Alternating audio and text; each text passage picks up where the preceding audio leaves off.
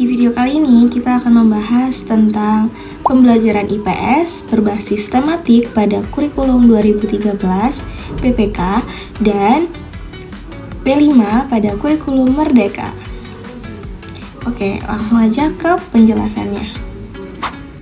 Oke, yang pertama kita akan membahas tentang pembelajaran IPS berbasis tematik pada kurikulum 2013 atau PPK. Dalam kurikulum 2013, pembelajaran IPS diintegrasikan pada kompetensi dasar disiplin ilmu lain yang dihubungkan melalui keterikatan topik atau makna. IPS mempunyai tempat yang sama dengan disiplin ilmu yang lain, meskipun konsep belajar dilakukan secara tematik. Namun, kompetensi dasar untuk IPS tetap terpisah dengan kompetensi dasar yang lain. Pembelajaran IPS dengan struktur keilmuan, karakteristik perkembangan peserta didik, HOTS, keterampilan 4C, literasi digital, literasi budaya, kewargaan, literasi finansial, dan pendidikan karakter.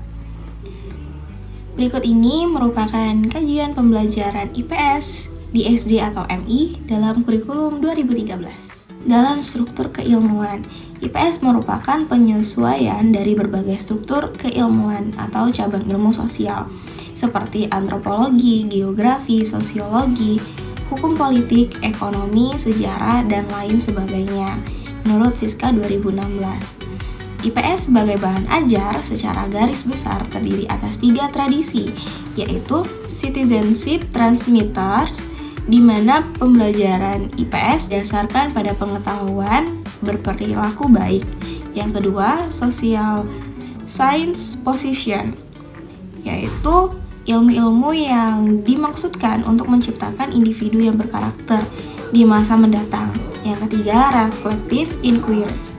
Siswa dapat mengembangkan rasional, berpikir benar dalam pengambilan keputusan berdasarkan pengetahuan. Selanjutnya, karakteristik peserta didik. Materi IPS di SD atau MI pada kurikulum 2013 dalam memahami karakteristik perkembangannya berkaitan dengan perkembangan peserta didik. Misalnya, materi ajar mengenai nilai-nilai sosial akan mengoptimalkan perkembangan sosial emosional peserta didik. Selain itu, materi ajar mengenai nilai karakter yang terkandung dalam setiap proses pembelajaran dapat menumbuh kembangkan perkembangan moral spiritual peserta didik. Selanjutnya, HOTS. Kurikulum 2013 pada jenjang SD atau MI menerapkan pembelajaran tematik integratif yang menekankan pengembangan keterampilan berpikir tingkat tinggi atau HOTS. HOTS merupakan kemampuan berpikir kompleks yang meliputi menganalisis, mengevaluasi, dan mencipta sebagaimana dijelaskan dalam taksonomi Bloom. Kemampuan ini mendorong siswa untuk berpikir kritis, kreatif, serta mampu memecahkan masalah dan mengambil keputusan. Dalam konteks pembelajaran IPS di SD, HOTS terlihat pada kegiatan seperti menelaah dan menyimpulkan isi bacaan, yang termasuk dalam kategori 4C, menganalisis.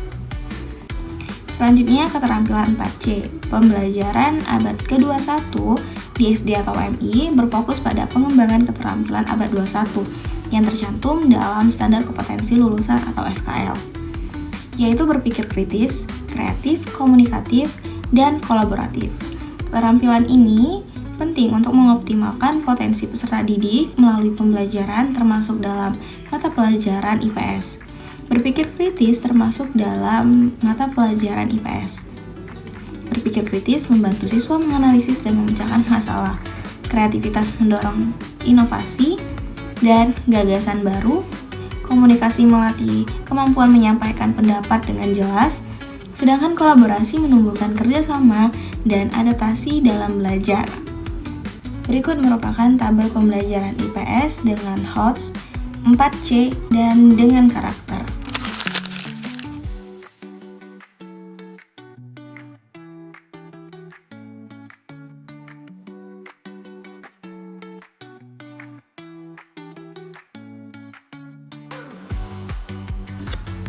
Selanjutnya kita masuk ke penjelasan pembelajaran IPS berbasis tematik pada P5 Kurikulum Merdeka. Dalam kurikulum Merdeka, pembelajaran IPS melibatkan pengembangan tema sentral untuk mengintegrasikan kompetensi dasar IPS dalam pelajaran lain, serta menerapkan proyek penguatan profil pelajar Pancasila atau P5 untuk menciptakan pembelajaran bermakna.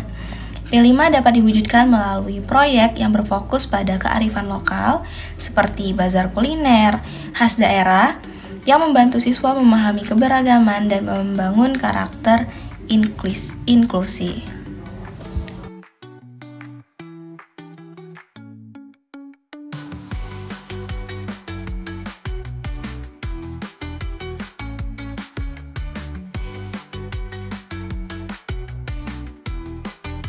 Nah, yang terakhir ada 7 kebiasaan anak Indonesia sehat.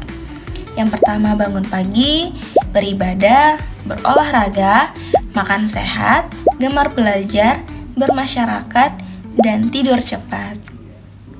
Nah, segitu saja penjelasan materi pada video kali ini. Semoga bermanfaat. Sampai jumpa di video penjelasan pembelajaran selanjutnya. Bye-bye!